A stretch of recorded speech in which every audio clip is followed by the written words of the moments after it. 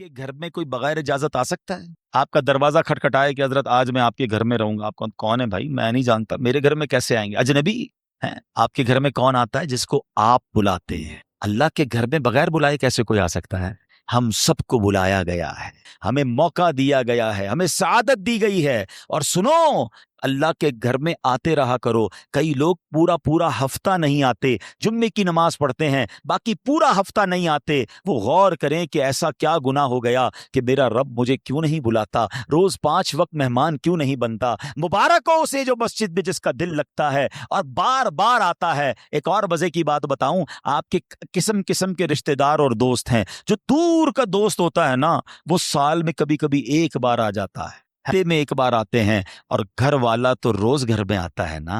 اب اللہ کے گھر میں جو روز آ رہا ہے، سبحان اللہ، اس پر کتنی رحمتیں ہو رہی ہیں۔ اور جو کبھی عید کی نماز میں آتا ہے، کبھی 2-4 مہینے بعد اسے اللہ کا گھر یاد آتا ہے۔ سوچو کتنا ڈسٹینس ہو گیا ہے، کتنی دوری ہو گئی ہے۔ یہ رحمان کا گھر ہے، اس میں آتے رہا کریں، بیٹھا کریں، وقت بتایا کریں۔ اور سبحان اللہ، آپ کے گھر میں کوئی مہمان آئے، آپ کیا چاہتے ہیں؟ خوش ہو کر جائے نا۔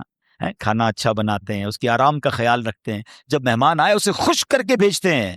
بتاؤ نا، کریم کے در پر کوئی مہمان آئے گا وہ اسے راضی نہیں کرے گا؟ اللہ کے مہمان بنو، پھر دیکھو رب کیسی عطائیں فرماتا ہے۔ پرابلم یہ مسجد میں ایک تو آتے ہیں دل نہیں لگتا، آتے ہیں تو بھاگنے کا جی چاہتا ہے۔ بیٹھا کرے۔ اور اب میں آپ کو بتاتا ہوں کہ جو ذکر اللہ کی محفل ہے نا، ابھی ذکر کی محفل ہو رہی ہے نا، اللہ کے پیاروں کا ذکر ہو رہا ہے، اللہ کے ذکر کی باتیں، قرآن کی باتیں، یہ بڑی کمال کی محفل ہے۔ ایک بڑی پیاری حدیث سناتا ہوں، حدیث پاک کا خلاصہ ہے۔ میرے آقا علیہ الصلوۃ والسلام فرماتے ہیں کہ اللہ تعالیٰ کے کچھ فرشتے ہیں کہ جو زمین کی سیر کرتے ہیں، ان کی ڈیوٹیز ہیں۔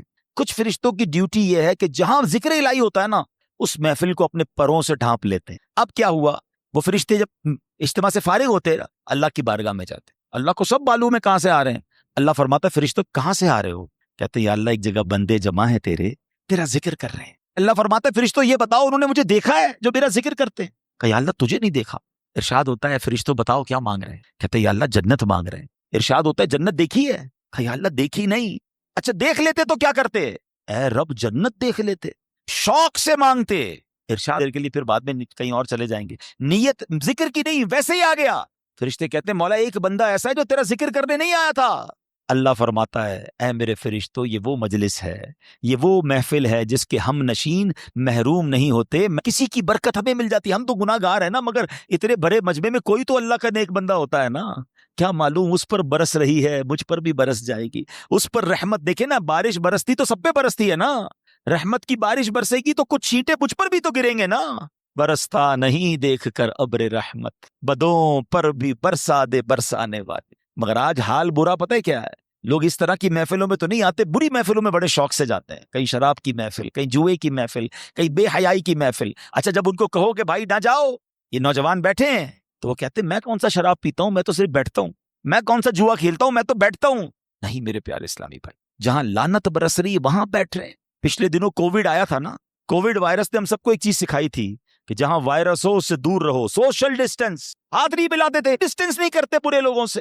عقل مند لوگ بیٹھے ہیں، اگر کسی عمارت میں گراؤنڈ فلور پر آگ لگ جائے تو کیا فرسٹ اور سیکنڈ فلور والے آرام سے بیٹھیں گے یار نیچے لگی ہے میں تو اوپر ہوں؟ کیا کریں گے؟ فوراً بلڈنگ خالی کریں گے نا، یار یہ اوپر بھی آ سکتی ہے۔ آس پاس کے گھر بھی خالی کرا لیے جاتے ہیں۔ وائے کیوں؟ کہ یار آگ لگی ہے، بچنا دور ہو جاؤ۔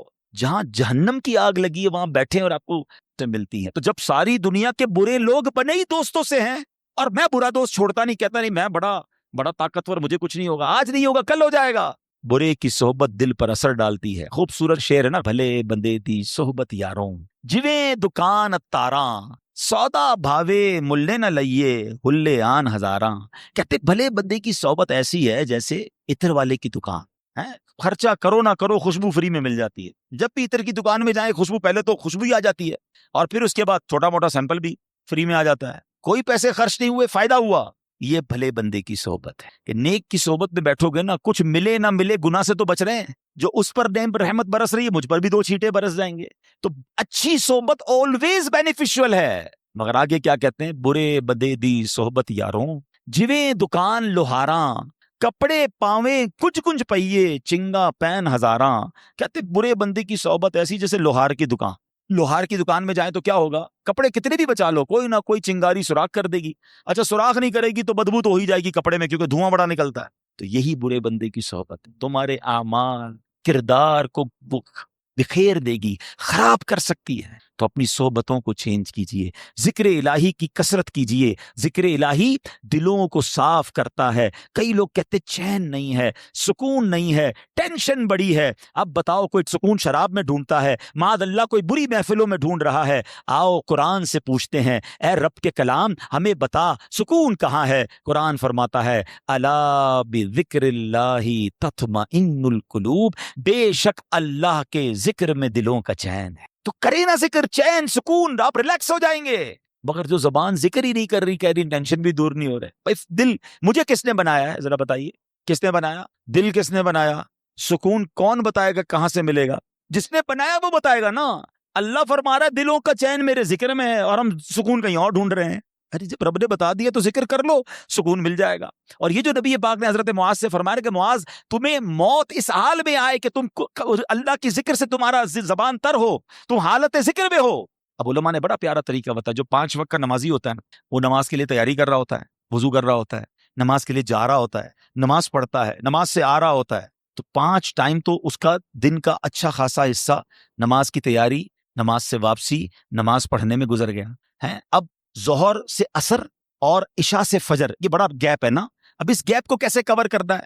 تو علماء فرماتے ہیں کہ اس میں مزید اللہ پاک کا ذکر کر لے۔ صبح فجر سے لے کے ظہر میں بھی بڑا گیپ ہے، تو فجر کے بعد اللہ توفیق دے تو اشراق چاش پڑھ لے۔ اچھا، ہر نماز کے بعد تسبیح فاطمہ پڑھے، 33 بار سبحان اللہ، 33 بار الحمدللہ، 34 بار اللہ اکبر، تو یہ بھی کچھ اللہ کا ذکر ہو گیا۔ اللہ توفیق دے تو رات سونے سے پہلے صلاۃ التوبہ پڑھ لے، سورہ ملک کی تلاوت کر لے، اللہ اور توفیق دے تو تہجد کی نماز اٹھ کے پڑھ لے۔ تو کبھی نہ کبھی، یعنی ہر تھوڑی دیر بعد میرا عمل ذکر الہی سے ہے، تسبیح ہاتھ میں ہو، درود پاک پڑھ لے، سبحان اللہ۔ اب یہ وہ عمل ہیں کہ بندہ اگر ان اعمال میں رہے گا تو سچ بتاؤ اس بندے کا جب موت کا وقت آئے گا تو کتنا بڑا چانس ہے کہ کسی نہ کسی موقع پہ ذکر ہی کر رہا ہو، نعت سن رہا ہے، تلاوت سن رہا ہے، خود تلاوت کر رہا ہے، اجتماع میں بیٹھا ہے، درس دے رہا ہے، درس سن رہا ہے، نماز پڑھ رہا ہے، ذکر کر رہا ہے، مارکیٹ میں گیا ہے، نوکری بھی کر رہا ہے، کاروبار بھی کر رہا ہے، تو وہاں بھی اللہ کا ذکر زبان پر جاری ہے۔ ارے کام تو ہاتھ سے کرتے ہیں نا، کیا ذکر الہی نہیں کر سکتے؟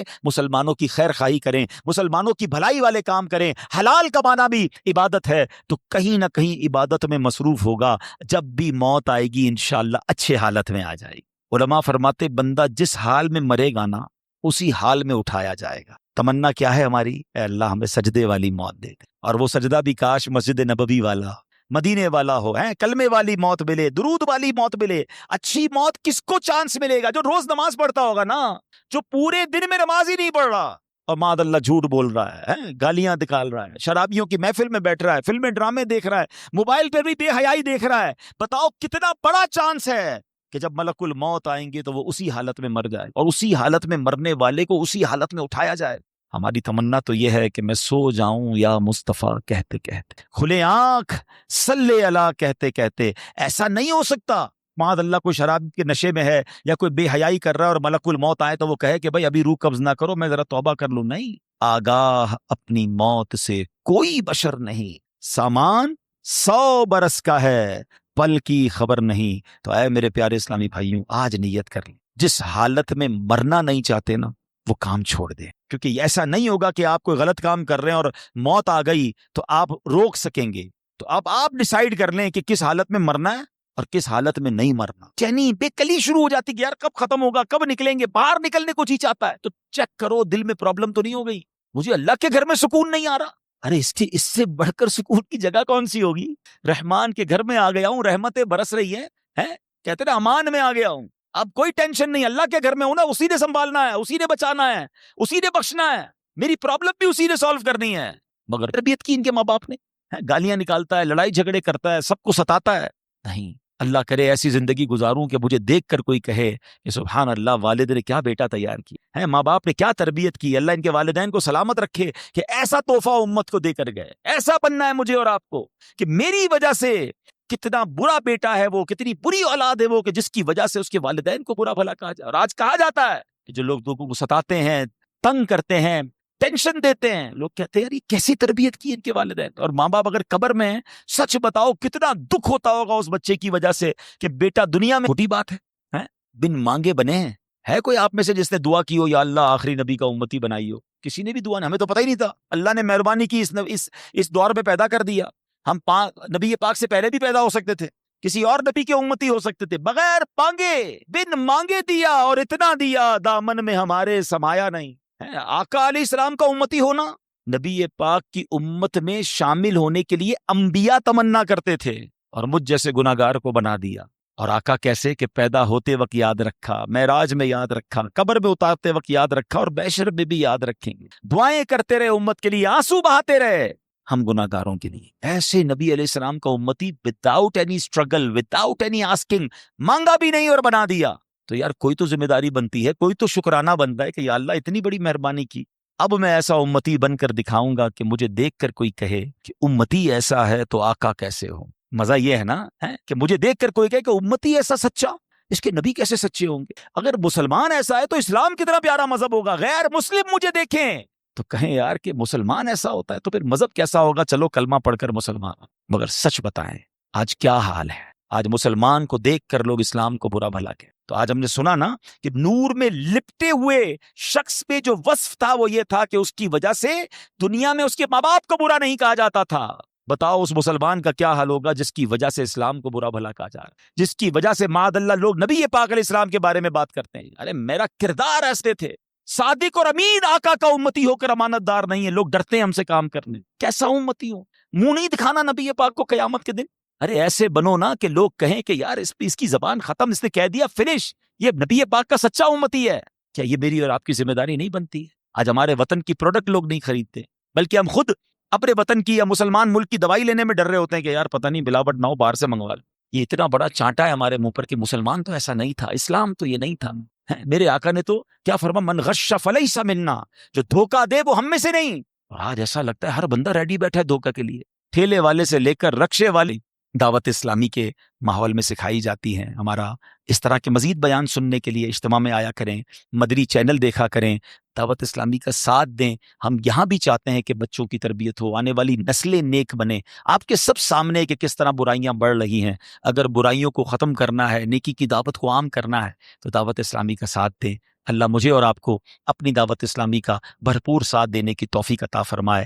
آمین بجاہ النبی الامین صلی اللہ تعالی علیہ وسلم. صلو علی الحبیب. الحمدللہ رب العالمین، والصلاة والسلام على خاتم النبیین. اللہم ربنا آتنا فی الدنیا حسنة وفی الآخرة حسنة وقنا عذاب النار وقنا عذاب القبر وقنا عذاب الحشر وقنا حساب المیزان. اللہم اعنی علی ذکرک وشکرک وحسن عبادتک. اے رب کریم ہم سب کا جمع ہونا اپنی بارگاہ میں قبول فرما.